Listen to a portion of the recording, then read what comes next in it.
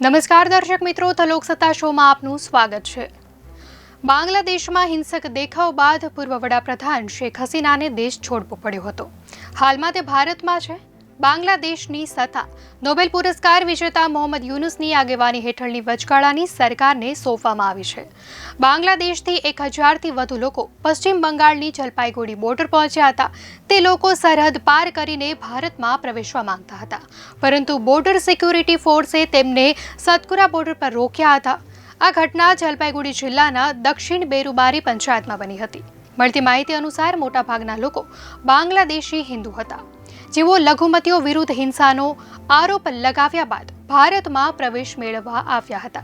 BSF અને border ગાર્ડે Bangladeshi લોકોને સમજાવ્યા અને તેઓને કહ્યું કે તેમને આ રીતે ભારતમાં પ્રવેશવાની મંજૂરી નહીં આપી શકાય, જેથી તેઓ પરત ફર્યા હતા।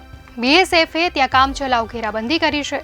બાંગ્લાદેશના ટોળાએ આરોપ લગાવ્યો હતો કે ત્યાં તેમના ઘરો અને મંદિરોને નુકસાન પહોંચાડાઈ રહ્યું છે, એટલા માટે તેઓ ભારતમાં શરણ લેવા માંગે છે।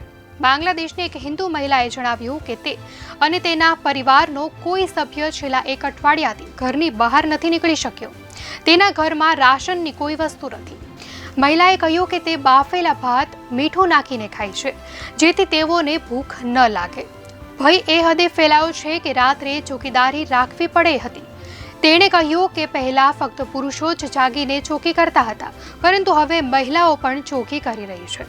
મહત્વનું છે કે આ ઘટનાના ઘણા વિડીયો સોશિયલ મીડિયા પર વાયરલ થયા છે।